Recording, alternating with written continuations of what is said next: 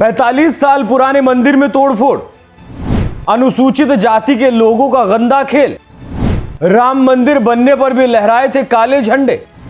कौन भर रहा हिंदुओं के भीतर जहर।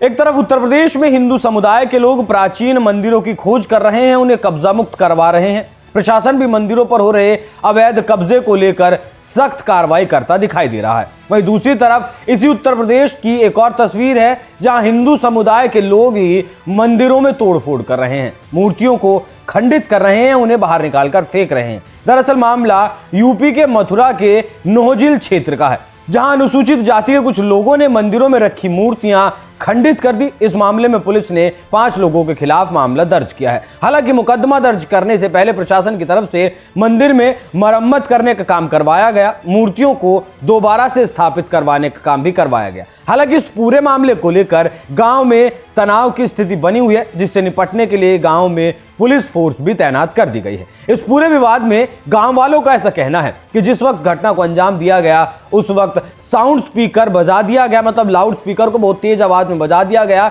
जिसके कारण जो छेनी हथौड़े से मूर्तियों को खंडित किया गया, तोड़ा गया, उसकी आवाज गांव के लोगों तक ना पहुंच सके जिन लोगों ने यह कृत्य किया है। अब यहां उनकी मानसिकता को समझने की पहली जरूरत है, क्योंकि गांव वालों का ऐसा कहना है कि ये लोग इस मंदिर में बाबा साहेब भीमराव अंबेडकर का चित्र लगाना चाहते थे, क्योंकि जिस मोहल्ले में यह मंदिर है वो मोहल्ला अनुसूचित जाति का बहुल है, इसीलिए ये लोग यहां अंबेडकर की फोटो लगाना चाहते थे। क्या ये समाज में वैमनस्य बढ़ाने वाला कृत्य नहीं है? क्या ये समाज में खाई को और ज्यादा गहरा खोदने वाला काम नहीं है? क्या ये सब राजनीति से प्रेरित नहीं लगता? क्योंकि ग्रामीणों के द्वारा ऐसा कहा गया कि इन लोगों ने तब भी काले झंडे लहराए थे जब राम मंदिर को लेकर सुप्रीम कोर्ट का फैसला आया था। उस वक्त भी हिंदूवादी संगठनों ने इनके खिलाफ नोहजिल थाने में मुकदमा दर्ज करवाया था। बाद में समझौता होने पर आपस का जो टकराव था वो खत्म हो गया। लोगों ने ये तक भी कहा कि अगर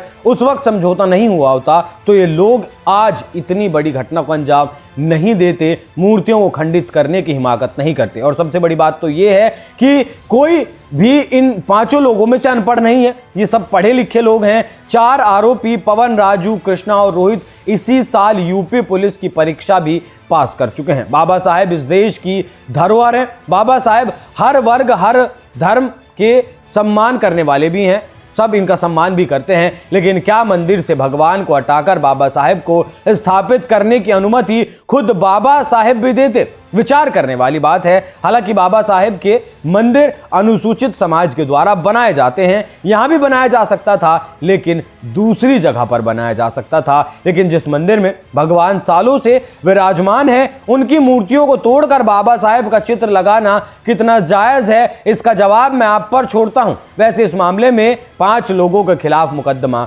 दर्ज कर लिया गया। आरोपी घटना को अंजाम देकर फरार हैं। पुलिस उनकी तलाश में जुटी है। एक भी आरोपी अब तक पुलिस के हत्थे नहीं चढ़ सका है। पुलिस लगातार दबिश भी दे रही है। थाना नोहजिल क्षेत्र में गांव पड़ता है उदियागढ़ी, वहां पर पुलिस को सूचना प्राप्त हुई थी कि कुछ लोगों के द्वारा गांव के मंदिर में जो लगे हुए टाइल्स है देवी देवताओं के, उनको हटा दिया गया है और क्षतिग्रस्त कर दिया गया है। इस सूचना पे तत्काल ही पुलिस टीम के द्वारा मौके पर पहुंच करके गांव वालों से वार्ता करके उन सभी टाइल्स को फिर से लगवा दिया गया है तथा गांव में पुलिस फोर्स तैनात है। इस संबंध में 5 लोगों के खिलाफ सुसंगत धाराओं में अभियोग पंजीकृत किया गया है। विवेचना करके अग्रिम विधिक कार्रवाई की जाएगी।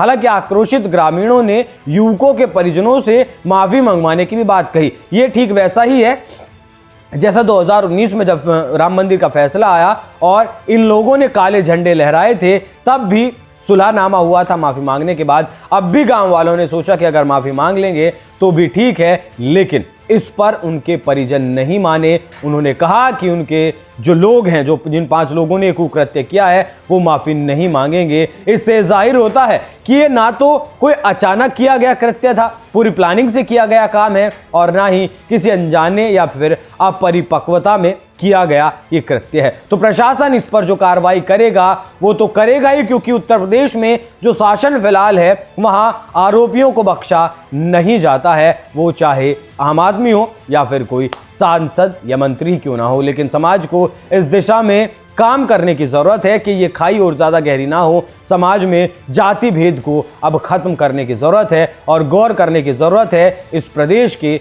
मुख्यमंत्री ने क्या कहा था, और गौर करने की जरूरत है कि इस देश के विपक्षी नेता किस आधार पर अपनी राजनीति चमकाने की कोशिश कर रहे हैं, क्या आधार बनाकर जनता के बीच वो इस खाई को गहरा करने का काम कर रहे हैं। लेकिन हमेशा देखा गया है जो एकजुट रहा है वो सही सलामत रहा है। बाकी इस पूरी खबर पर क्या कुछ आपकी राय कमेंट कर में जरूर बताएं। धन्यवाद।